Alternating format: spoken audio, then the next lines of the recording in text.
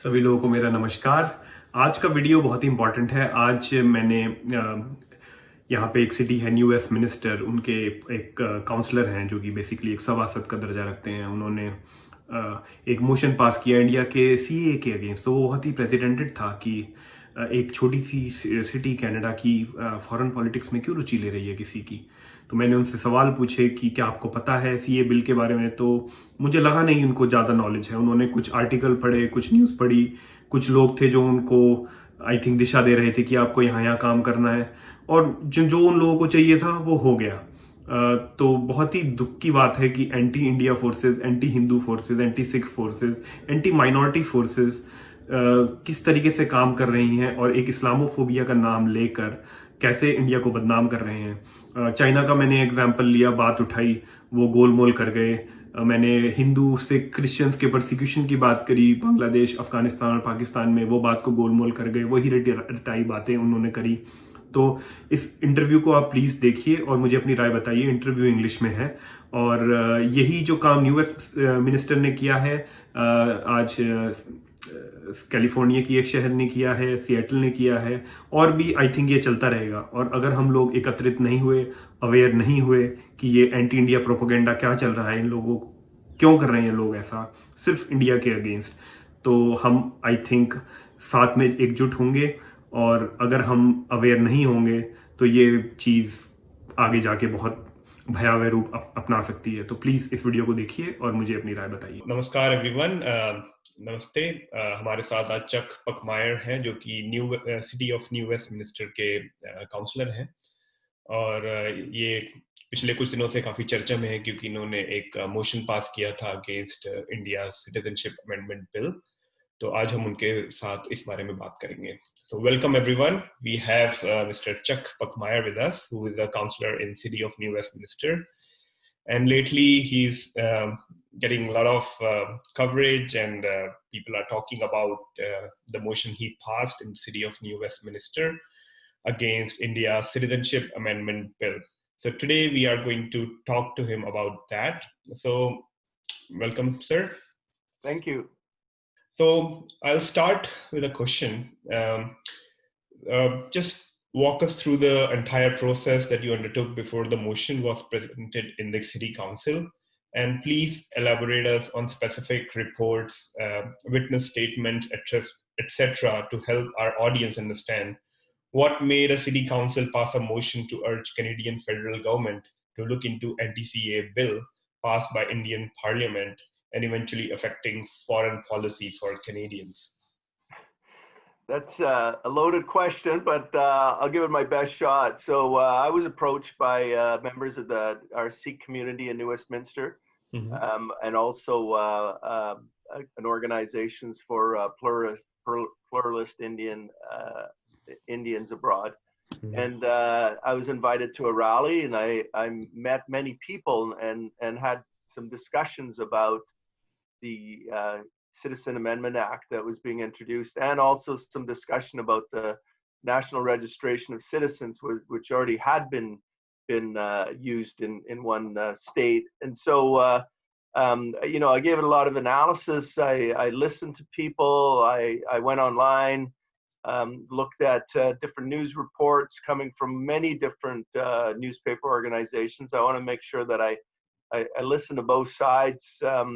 I looked at what Seattle did with regards to passing that, unanimously passing that resolution, and looked at some of the debate and some of the reasoning that was given there. And I agreed that this was something that clearly left one community out, and that was the Muslim community. And when it talked about 2014, anyone that's been in India since 2014, refugees, they can become citizens except Muslims. And the thing that struck home to me was my grandmother, and I only found this out recently because the family hid it for so many years, was that she was Jewish, Polish Jew. During Nazi Germany regime, and the fear and the investigations and the fingerprinting and the ID card that she had to have on her possession at all times. And I thought, well, what if they did this in India, and on the bottom it said it just excluded Jews, for instance? I think people would be really, really frightful, and they would look at the possibility that there's, sort of a policy that is repeating some horrible parts of history. I believe that when you strictly identify a religion as a component of not being able to participate, whether it's in citizenship or new immigration, I think we have to speak out. And so I strongly believe that this is not healthy legislation. I know some of the people opposed to it said to me, why are we intervening in other governments' policies? And I remind them that there were many countries after World War II that regretted actually not getting involved, and actually some countries, turned refugees away, and we did here in Canada. The anniversary of Kamagata Maru, we did the same thing here. We said, no, you can't come in here because you're from India. And so let's learn from history, and let's speak out for when we believe that something is discriminatory, racist, or violates somebody's freedom of religion. Well, I totally agree with everything you said. And like the example of Jews, I remember India, throughout the history, the human rights records haven't been that bad. We were the only country in past 2000 years where Jews were not persecuted. And in fact, I remember Indian government and some of the Indian princes taking in refugees from Poland and other countries. Jews.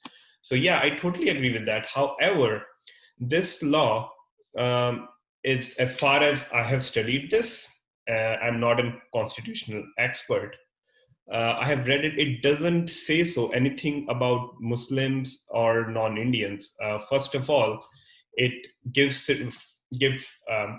fast-track citizenship to minorities of 3 countries which were part of British India. I hope you know that British India comprised of certain parts of Afghanistan, whole Pakistan, and which is called as Bangladesh right now.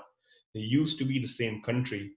In 1947, in one day, it was decided that, okay, this is the Islamic Republic of Pakistan, and this is India. So minorities such as Sikh, Hindus, and Christians, they did not choose to be in Islamic Republic of Pakistan. So there were certain laws. I actually did my research, and I found out that the second Prime Minister of Pakistan, Mr. Liaquat Ali, and Nehru, they had an agreement on 8th of April 1950, which allows Hindus and Sikhs of undivided India, which is in Pakistan, to come to India, and Muslims to go to Pakistan, because we cannot deny that the countries were solely divided on the basis of religion. Like, this is harsh reality, but we cannot deny that. And the Citizenship Amendment Bill, it is for persecuted minorities in these 3 countries which were part of undivided India, which you can also say British India. So I have done a lot of research, and the whole basis of those countries is religion, Islam, by the virtue of their constitution. And there is not a single Muslim which has been persecuted in Pakistan, Afghanistan, or Bangladesh for practicing Islam. However, there are millions of people who are Hindus, who are Sikh, and Christians who are still getting persecuted. I just found out a list, like every day, girls, Christian, Hindus, and Sikh girls are getting abducted, raped, forced conversion. Like, it's really sad. So I don't know, like you just trusted newspapers, organizations, and did you manage to read the bill actually? Oh, yes. No, I did. I read the translation of the bill, and it clearly identifies the religions from neighboring countries that are permitted to Persecuted become citizens, minorities. but it leaves out Muslims. That's pretty clear to me. No, it doesn't leave Muslims. So this isn't an interview. This is a debate. I don't have a problem with that. No. So I have a legitimate. let's have the debate. But No. it's not an a unusual debate. interview. But I have no problem. No. I have. And I have had no problem discussing this with people as well. No. See, it's a discussion. It's an interview because a lot of people, Hindu people, they are just scared in Vancouver area who have written us and asking for explanations from you because they are scared that it's going to start a wave of Hindu phobia, anti-India sentiments, where it was too little compassion came too late for certain people who are already in India as the refugees. And it is just fast tracking. It is not prohibiting Muslims to get refugees in India. India has given the most number, this present government has given the most number of citizenship to Muslims from these countries. So they can get citizenship, they can be refugees. It's just that they have fast tracked it for people who came before 2000. Except them, yes, I know. And there is not a single Muslim who was religiously persecuted in those countries. Yeah, you know what? It clearly excludes Muslims from the bill. And so maybe that's just a bill to fast track them. They can still come in. They just can't be fast tracked. So why do you think? What's really interesting about this is again, we're putting a religion on the debate, and that's where the problem is. When you put a religion on a debate, you're persecuting. You're identifying one entity and you're persecuting them by virtue of having a rule that's different for them than for everybody else. And to me, that's an issue. When the Kamagata Maru came in, a British colony, these are people that should be our citizens, that had our citizenship, that had British passports, and they're not allowed into the country because of the color of their skin and because they're from India. We have to stop looking at the world like that. We have to look at the world where we see no color, we see no religion. We look at people for who they are and what they bring, not by what Bible they read, not by what passport they carry. And that's the problem. And when the people that have been saying that I shouldn't be intervening in other countries' politics, they've all showed me, most of them have showed a bias against Muslims. And that tells me that I'm in the right.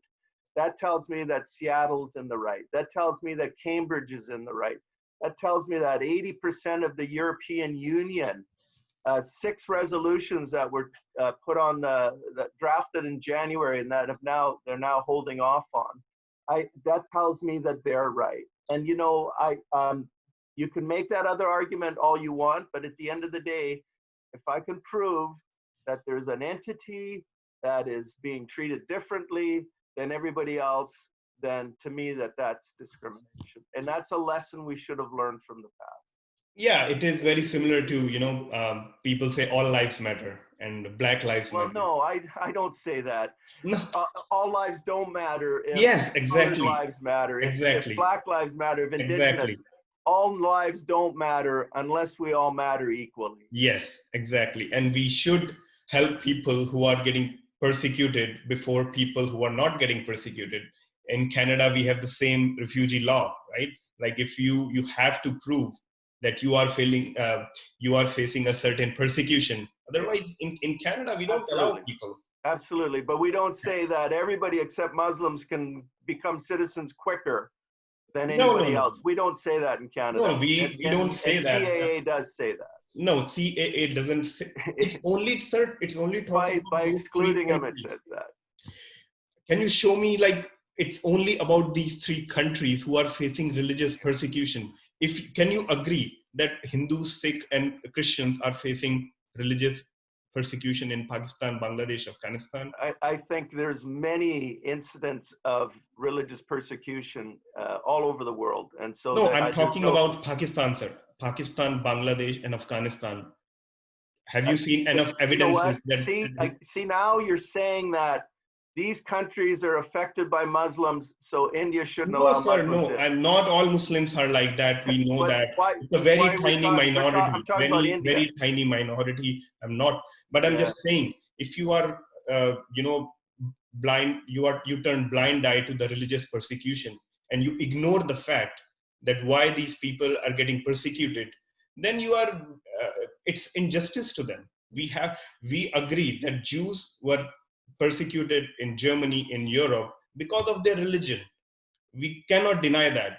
If you deny Holocaust, it's a crime everywhere. So I am just asking you, do you believe that Hindus, Sikhs, and Christians are getting persecuted in these countries on the basis of their religion? I'm sure it's happening everywhere. People are being persecuted. Look in the United States. You know, they banned Muslim law too. Horrible. But you are Muslims not are 25% of the world's population, right? The population has they're decreased 15%. drastically. At 2015, I think they were 15% of India's population. And so somehow right now, because since 9/11, Muslims have been vilified, even though there's such a small minority of Muslims small minorities and beautiful people. Terror. They're more Christian terrorists. You look at in New Zealand recently. Yes. You know, a Christian terrorist went into a Muslim temple and murdered Muslims. But you know what? It does. All of a sudden, everybody doesn't fear Christians. But for some reason, Muslims have been vilified, and it makes it easy for a government to start to attack or to bring in anti-Muslim, like the United States did, like India is doing. It makes it easy. Once you vilify somebody, it's easy to attack them. It's easy to knock them down. It's easy to look at them as a second-class citizen or a third-class citizen. Kamagata Maru is a perfect example. I am not talking about Muslim and Islam at all, sir. I am talking about Sikhs who used to be 50,000 population in Afghanistan before 1990, and they are not even 2,000 people. India just gave 700 Sikhs from Afghanistan citizenship. These people are basically living, because India is actually not a developed country and doesn't have resources like Canada. And bureaucracy is pathetic, like how we treat poor people, how we treat refugees. It's like really bad. I have seen conditions, people living there for decades and decades. They don't have their, like in Canada, we allow people to work on open work permit until their refugee file is going on. We help them with settlement services and anything. There, people don't have any sanitation, they don't have education, they basically don't have any identification. However, what I'm trying to say is, when we are looking at religious persecution, right? Like how you are mentioning that Muslims are being targeted, and they are being targeted because of their religion. If we deny that, that is basically turning blind eye to the injustice being done to the Muslims. However, in this situation, we are talking about injustice being done to Sikhs, Hindus, Christians, who are a tiny minorities in these three countries. And we cannot deny that they are being persecuted because of their religion. So you're saying they need more help becoming citizens than Muslims do, right? Of course. Same like Thoragatu Maru, right? Like if the ship is already here in Canada, right? And you have to help these people, but somehow these racist Canadians, 100 years back, they did not let them inside. So if you say like, okay, these people and the people who haven't even left India are equal, they're not. We have to help people who are suffering first. You cannot, like, it's same like Black Lives Matter and all lives matter, right? Black people are suffering more discrimination. They are facing more persecution in our countries. So it's basically those minority are like blacks of Southeast Asia, and they need help. And that's what the bill does. So, you know, I'll agree with you that, you know, you believe that Muslims need less help becoming citizens. No, I never said that. I agree that that's what the bill says. Muslims are not facing religious persecution in these three countries. I'm not saying that it's not happening in US. It is happening in US. What is happening in US is bad. What is happening in New Zealand, this attack, and so many countries, it is totally wrong. It is. And I think any people who doesn't agree with that is a problem. However, we are only talking about these three countries: Afghanistan, Pakistan, Absolutely. and Bangladesh. I'll give you that. Absolutely. So again, I've given you a good 20 minutes here. Did you want any like final statements, or do you want any? Yes. I just want to know that there are so many bad things are happening to people around the world, especially in China. I just saw a video 2 days back where Muslims in China, Xinjiang province, were kneeling down and their heads were shaven. And they are basically, we are seeing live concentration camps in 21st century. And Canada is doing still business with China. Those people are in concentration camp are being used to make protective equipments for COVID-19 and so many things. So if there is a motion being passed in US minister, are you going to support it against China, that we should take a strong stand against countries like China? Yeah, we have to look at that, and I look at every motion on face value. There was a recent Union of BC Municipalities convention where somebody decided that we should boycott the Chinese consulate that has a cocktail party, let's call it, and they sponsor part of the Union of BC Municipalities convention. I did not support the motion. We do a lot of trade with China. We have numerous people that sponsor the Union of BC Municipalities convention that I don't agree with, but that doesn't mean that I don't allow them the freedom of that representation. So I did attend. We have a sister city in Lijiang City. They contacted me in January pleading for PPEs. I searched high and low to see if we can find them for them. I wasn't able to, but after their crisis was over, they sent us 10,000 medical grade surgical masks for free, which we donated to local charities and a Royal Columbian Hospital. And we have students from the sister city that come here, used to come here every year except last year, and I talk democracy to them. I know their hearts are different than their governments. And so, we need to work with all governments that are oppressive, and we need to educate their people, and we need to show them a better way, which is the Canadian way. And we need to stop using, identities of religion in order to divide this world. That's one of the biggest causes of global we trauma. I believe that we should help people who are getting persecuted. For example, now a lot of, I think, British colonies, who used to be British colonies, Commonwealth countries, will take people from Hong Kong because they will face persecution because China illegally occupied Hong Kong and basically have scrapped democracy over there. So it's very similar to like that. We cannot put mainland Chinese people and Hong Kong people on the same pedestal, right? People are opening doors for the people of Hong Kong. That you cannot say that these people are racist towards people of mainland China, because those people cannot be on the same par as people of Hong Kong. Right. Anyways, hey, look at I have another meeting. It was really great talking to you, and I'd be happy to do this again and find some more time for you as well on any topic. For sure. And hopefully, I think this is an ongoing debate, right? And, absolutely, and it should be. Yes. And I have gotten a lot of questions and a lot of things people want you to read. I will send you the links, and hopefully we will debate more when you have more time. Thank you so much. Nice talking to you. Bye. Bye.